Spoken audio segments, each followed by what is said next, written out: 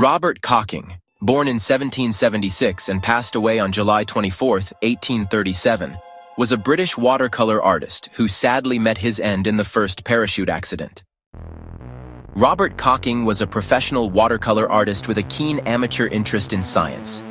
He had seen André-Jacques Garnerin make the first parachute jump in England in 1802 and was inspired to develop an improved design after reading Sir George Cayley's paper on aerial navigation. Cayley's paper, published between 1809 and 1810, discussed Garnerin's jump at some length. Garnerin had used an umbrella-shaped parachute, which had swayed excessively from side to side during the descent. Cayley theorized that a cone-shaped parachute would be more stable. Cocking spent many years developing his improved parachute, based on Cayley's design, which consisted of an inverted cone 107 feet in circumference, connected by 3 hoops. Cocking approached Charles Green and Edward Spencer, owners of the balloon Royal Nassau, to allow him an opportunity to test his invention.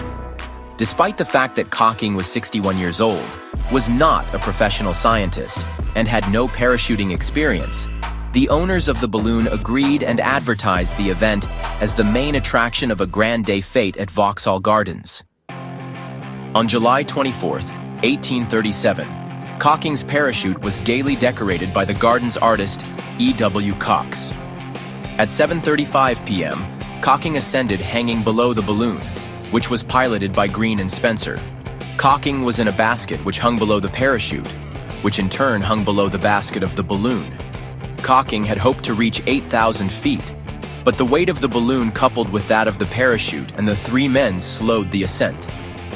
At 5,000 feet and with the balloon nearly over Greenwich, Green informed Cocking that he would be unable to rise any higher if the attempt was to be made in daylight. Faced with this information, Cocking released the parachute.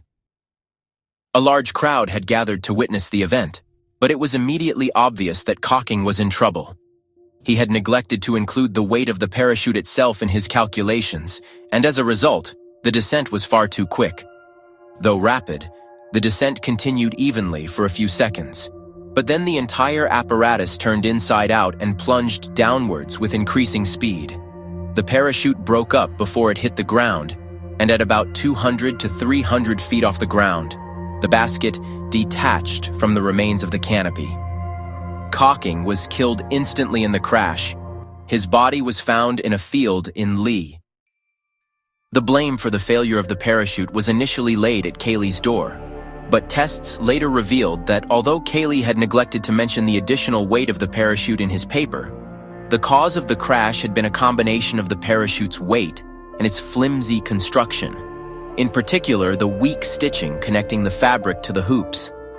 Cocking's parachute weighed 250 pounds, many times more than modern parachutes. However, tests carried out by John Wise, an American balloonist, showed that Cocking's design would have been successful if only it had been larger and better constructed. In comparing the designs of Garnerin's and Cocking's parachutes, he found that the latter always descended in a much steadier and more even manner. The oscillation problem inherent in the Garnerin parachute was later solved by the introduction of a vent in the top of the canopy. Following Cocking's death, parachuting became unpopular and was confined to carnival and circus acts until the late 19th century, when developments such as the harness and breakaway chutes made it safer.